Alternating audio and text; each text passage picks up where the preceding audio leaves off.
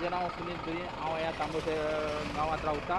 हे हांगासर दत्त मंदिर आहा त्याच्या सायडीन एक व्हडलेशें झाड पडले, त्याच्या बरोबर माड पडला आणि हो माड आमकां त्रास करतलो आसलो, झाडूय त्रास करतलो आसलो।